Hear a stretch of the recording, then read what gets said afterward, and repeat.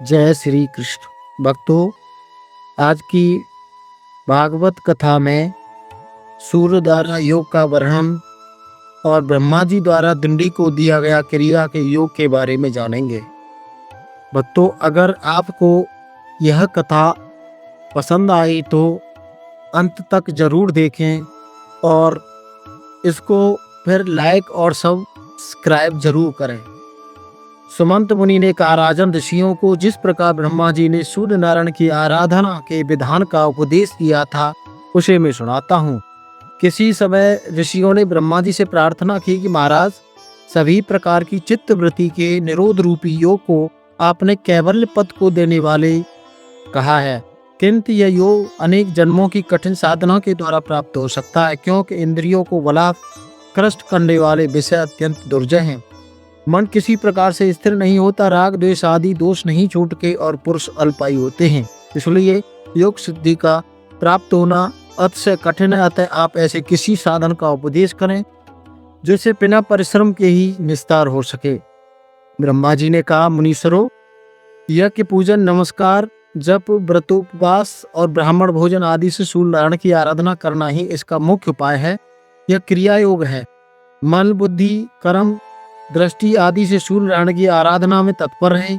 वे ही परम ब्रह्म, अक्षर, सर्वव्यापी, सर्वकर्ता, अव्यक्त, अचिंत्य और मोक्ष को देने वाले हैं। अतः आप उनकी आराधना कर अपने मनोवांछित फल को प्राप्त करें और भव सागर से मुक्त हो जाएं। ब्रह्मा जी से यह सुनकर मुनिगण सूर्य नारायण की उपासना रूप क्रिया योग में तत्पर हो गए। हे राजन, विषयों में डूबे हुए संसार के दुखी जीवों को सुख प्रदान करने वाले सूर्य नारायण के अतिरिक्त और कोई भी नहीं है। इसलिए उठते बैठते चलते सोते भोजन करते हुए सदा सूर्य नारायण का ही स्मरण करो। भक्ति पूर्वक उनकी आराधना में प्रवृत्त हो, जिससे जन्म मरण आदि व्याधि से युक्त इस संसार समुद्र से तुम पार हो जाओगे। जो पुरुष जगत करता, सदा वरदान देने वाले, दयालु और ग्रहों के स्वामी श्री सूर्य नारायण की शरण में जाता है, वो अवश्य ही मुक्ति को प्राप्त करता है। सुमंत मुनि ने पुनः कहा, राजन, प्राचीन काल में दंडी को ब्रह्म हत्या लग गई थी। उस ब्रह्म हत्या के पाप को दूर करने के लिए उन्होंने बहुत दिनों तक सूर्य नारायण की आराधना और स्तुति की। इससे प्रसन्न हो भगवान सूर्य उनके पास आए। भगवान सूर्य ने कहा, दंडिनी, तुम्हारी भक्ति पूर्वक की गई स्तुति से मैं बहुत प्रसन्न हूँ, अपना अभीष्ट वर मांगो। दंडी ने कहा, महाराज, आपने पधार कर मुझे दर्शन दिया, यह मेरे सौभाग्य की बात है। यही मेरे लिए सर्वश्रेष्ठ वर है। पुण्यहीनों के लिए आपका दर्शन सर्वदा दुर्लभ है। आप सबके हृदय में स्थित हैं, अतः आप सबका अभिप्राय जानते हैं। जिस प्रकार मुझे ब्रह्म हत्या लगी है उसे तो आप जानते ही हैं। भगवान, आप मुझ पर ऐसा अनुग्रह करें कि मैं इस निंदित ब्रह्म हत्या से तथा अन्य पापों से शीघ्र मुक्त हो जाऊं और मैं सफल मनोरथ हो जाऊं। आप संसार से उद्धार का उपाय बतलाएं, जिसके आचरण से संसार के प्राणी सुखी हों। दंडी के इस वचन को सुनकर योग वेत्ता भगवान सूर्य ने उन्हें निर्वीज योग का उपदेश दिया, जो दुख के निवारण के लिए औषध रूप है। दंडी ने प्रार्थना करते हुए कहा, महाराज, यह निष्कल योग तो बहुत कठिन है, क्योंकि इंद्रियों को जीतना, मन को स्थिर करना, अहम शरीर आदि का अभिमान और ममता का त्याग करना, राग द्वेष से बचना, ये सब अतिशय कष्ट साध्य है। ये बातें कई जन्मों के अभ्यास करने से प्राप्त होती हैं। अतः आप ऐसा साधन बतलाएं जिससे अनायास बिना विशेष परिश्रम के ही फल की प्राप्ति हो जाए। भगवान सूर्य ने कहा, गणनाथ, यदि तुम्हें मुक्ति की इच्छा है तो समस्त क्लेशों को नष्ट करने वाले क्रिया योग को सुनो। अपने मन को मुझ में लगाओ, भक्ति से मेरा भजन करो, मेरा यजन करो, मेरी परायण हो जाओ। आत्मा को मेरे में लगा दो, मुझे नमस्कार करो, मेरी भक्ति करो। संपूर्ण ब्रह्मांड में मुझे परव्याप्त समझो। मन मना भव मभक्त को मध्याजी मा नमस्कुरो मामे वैश्यसी युक्तवेव मात्मनं मत्परायणं। ऐसा करने से तुम्हारे संपूर्ण दोषों का विनाश हो जाएगा और तुम मुझे प्राप्त कर लोगे। भली भांति मुझ में आसक्त हो जाने पर रोग राग लौवादी दोषों को नाश हो जाने से कृतकृत्यता हो जाती है। अपने मन को स्थिर करने के लिए सोना, चांदी, ताम, पाषाण, काष्ठ आदि से मेरी प्रतिमा का निर्माण कराकर या चित्र ही लिखकर विविध विचारों से भक्तिपूर्वक पूजन करो। सर भाव से प्रतिमा का आश्रय ग्रहण करो। चलते फिरते, भोजन करते, आगे पीछे, ऊपर नीचे वो सीधा ध्यान करो। उसे पवित्र तीर्थ के जल से स्नान कराओ। गंध, पुष्प, वस्त्र, आभूषण, विविध नैवेद्य और जो पदार्थ स्वयं को प्रिय होने अर्पण करो। इस विविध उपचारों से मेरी प्रतिमा को संतुष्ट करो। कभी गाने की इच्छा तो मेरी मूर्ति के आगे मेरा गुणगान वादवा करो। सुनने की इच्छा तो हमारी कथा सुनो। इस प्रकार मुझ में अपने मन को अर्पण करने से तुम्हें परम पद की प्राप्ति हो जाएगी। सभी कर्म मुझ में अर्पण करो, डरने की कोई बात नहीं। मुझ में मन लगाओ, जो कुछ करो मेरे लिए करो। ऐसा करने से तुम ब्रह्म हत्या आदि सभी दोष पापों से रहित होकर मुक्त हो जाओगे। इसलिए तुम इस क्रिया योग का आश्रय ग्रहण करो। दंडी बोले, महाराज इस अमृत रूप क्रिया योग को आप विस्तार से कहें, क्योंकि आपके बिना कोई भी इसे बतलाने में समर्थ नहीं है। यह अत्यंत गोपनीय और पवित्र है। भगवान सूर्य ने कहा, तुम चिंता मत करो। इस संपूर्ण क्रिया योग का ब्रह्मा जी तुमको विस्तार पूर्वक उपदेश करेंगे और मेरी कृपा से तुम उसे ग्रहण करना। इतना कहकर तीनों लोकों के दीप स्वरूप भगवान सूर्य अंतर्हित हो गए और दंडी भी ब्रह्मा जी के धाम को चले गए। ब्रह्मलोक पहुंचकर दंडी सूर्य ज्येष्ठ चतुर्मुख ब्रह्मा जी को प्रणाम कर कहने लगे। दंडी ने कहा, ब्राह्मण, मुझे भगवान सूर्य देव ने आपके पास भेजा है। आप कृपा कर मुझे क्रिया योग का उपदेश करें, जिसके सारे में शीघ्र ही भगवान सूर्य को प्रसन्न कर सकूं। ब्रह्मा जी बोले, गणाधिपति, भगवान सूर्य का दर्शन करते ही तुम्हारी ब्रह्म हत्या तो नष्ट हो गई। तुम भगवान सूर्य के कृपा पात्र हो। यदि सूर्य नारायण की आराधना करने की इच्छा है तो प्रथम दीक्षा ग्रहण करो, क्योंकि दीक्षा के बिना उपासना नहीं होती। अनेक जन्मों के पुण्य से भगवान सूर्य में भक्ति होती है।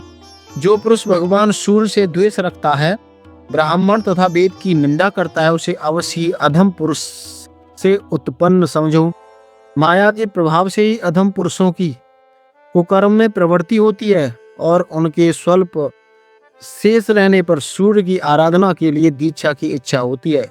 इस भवसागर में डूबने वाले पुरुषों का हाथ पकड़कर उद्धार करने वाले एकमात्र भगवान सूर्य ही हैं। इसलिए तुम दीक्षा ग्रहण कर भगवान सूर्य में तन्मय होकर उनकी उपासना करो।